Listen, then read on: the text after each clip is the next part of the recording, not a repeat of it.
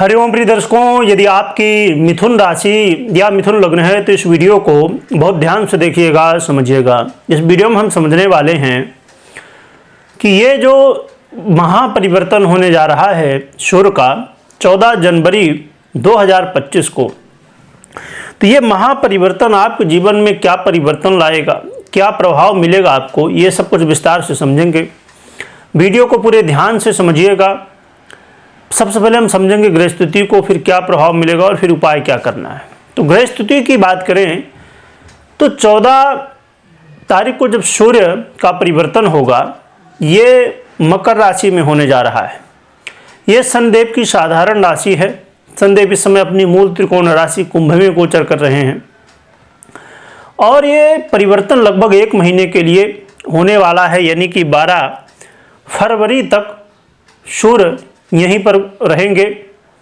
तो ये सूर्य का गोचर आपके जीवन में बड़ा महत्वपूर्ण है, क्योंकि देखा जाए तो ये परिवर्तन तो होने ही वाला है। साथ में 24 जनवरी को बुध का भी परिवर्तन होगा, जो कि सूर्य के साथ युति भी करेंगे मकर राशि में, जिससे बुधादित्य योग का निर्माण हो जाएगा और 11 फरवरी तक यहीं पर ये गोचर करेंगे बुध भी, जिससे बुधादित्य योग बना रहेगा।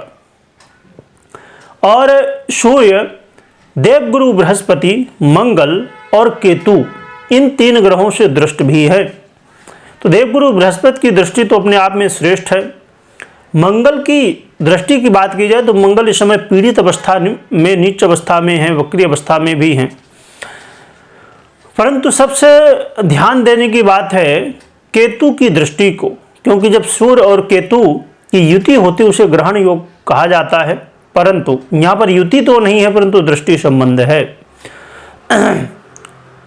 साथ में यहाँ पर यह भी विचारणीय है कि ये अधिपति आपके तृतीय भाव के हैं सूर्य, और गोचर करेंगे आपके अष्टम भाव में। और बुध जो कि आपके लग्नेश हैं, यदि आपकी लग्न है, यदि राशि है तो राशिश है, तो ये भी तो राशिश तो ठीक है, एक बार अष्टम भाव में आ जाए तो दोष नहीं माना जाता, परंतु वहाँ फिर भी कहीं ना कहीं ये अष्टम भाव है तो उतना श्रेष्ठ प्रभाव तो नहीं मिलेगा। तो इनका सबका क्या प्रभाव होगा, क्या मतलब होगा, आइए समझते हैं। तो ये गोचर काल कहीं ना कहीं आपको थोड़ा सा ये समझने की बात है कि फाइनेंशियल स्थिति को आपको बहुत ध्यान से जो है तो समझना होगा। फाइनेंस में थोड़ा उतार चढ़ाव होगा, अचानक व्यय की स्थिति, अचानक नुकसान की स्थिति भी बन सकती है। आपको अपने स्वास्थ्य का पूर्ण रूप से ध्यान रखना होगा और अपने जीवन में इस बात का भी ध्यान रखना है कि यदि ऐसा बहुत कम ही होता है, परंतु कुछ लोग गुप्त धन प्राप्ति के लिए प्रयासरत होते हैं, अचानक धन प्राप्ति के लिए, जैसे कि लॉटरी, जुआ, सट्टा इत्यादि से धन प्राप्ति करना चाहते हैं। तो ऐसी स्थिति में आपको बहुत सावधानी बरतनी चाहिए। धन भले मिल जाए आपको अचानक, परंतु ये महत्वपूर्ण है कि धन मिल तो जाए परंतु वो हमारे लिए हितकर हो, यानी कि हमें उससे लाभ होना चाहिए। ऐसा नहीं मिले और उससे जो है भी वो भी जाए। तो इसलिए बड़े सावधानी के साथ आपको करना है। कुछ लोगों को अचानक धन प्राप्त होगा पर उतना श्रेष्ठ नहीं है। यहाँ पर एक अच्छी बात जरूर है कि आपको यदि भाई बंधुओं के साथ वाद विवाद, अनबन की स्थिति बनी हुई थी, वहाँ पर थोड़ा राहत देखने को मिलने वाली है। और घर परिवार में यदि कलह का माहौल बना हुआ था तो उसमें भी आपको कहीं ना कहीं अब थोड़ी सी बेहतर स्थिति देखने को मिलेगी, यानी पहले से अच्छा है। परंतु यहाँ पर वाणी का भी बड़ा लाभ मिलेगा आपको।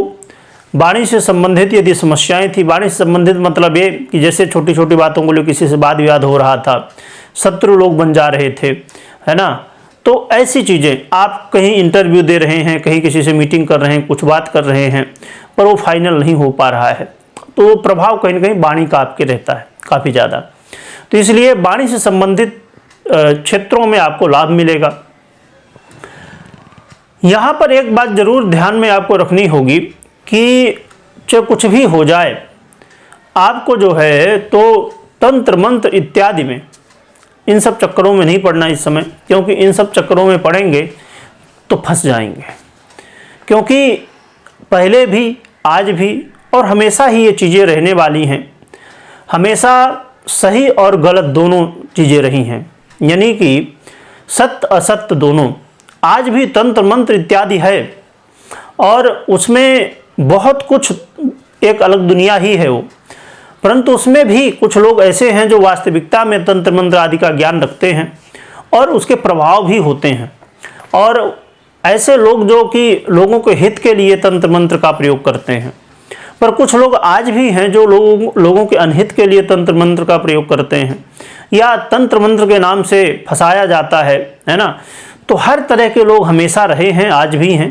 तो इस समय आपको विशेष सावधानी बरतनी है कि इन सब चक्करों में बहुत ज़्यादा नहीं पड़ना है जब तक आपको। और वैसे भी तंत्र मंत्र आदि एक ऐसा विषय है जिसमें यदि हमें ज्ञान ना हो तो उसके चक्कर में बिल्कुल भी नहीं पड़ना चाहिए। उसमें अब कुछ लोग जैसे कि रुचि भी रखते हैं इसमें, तो उन सब चीज़ों से थोड़ा बिना जाने समझे आपको आगे नहीं बढ़ना चाहिए। क्योंकि एक तंत्र मंत्र एक ऐसा रास्ता है, कहा जाए एक ऐसा विषय है, उसमें एक छोटी सी गलती कई बार बहुत भारी पड़ जाती है ना। तो इन सब चीज़ों से बहुत सावधानी के साथ, ध्यान के साथ आपको आगे बढ़ना चाहिए। इसके अलावा देखा जाए तो यहाँ पर एक चीज़ और भी है कि जो लोग इंटरव्यू वगैरह लगातार दे रहे हैं, बहुत ज़्यादा परेशान थे, समस्याएं थी, उन्हें इस समय और भी सावधानी बरतने की आवश्यकता है। जो कि सफलता मिलने की संभावनाएं भी हैं, परंतु सावधानी भी। रही बात की विशेष रूप से यदि सफलता की बात करें तो जैसे ही 24 तारीख को बुध का परिवर्तन होगा, वो कहीं ना कहीं ज़्यादा अच्छा बेहतर समय होगा, क्योंकि अभी थोड़ी समय रहेगा 10 दिन का। तो उस समय यदि प्रयास करें 24 के बाद और 11 फरवरी के बीच में, तो ज़्यादा बेहतर रहेगा। यदि आपको अर्जेंट है ही, क्योंकि एक निश्चित डेट होती है, तो इस समय की रहे तो ज़्यादा अच्छा है।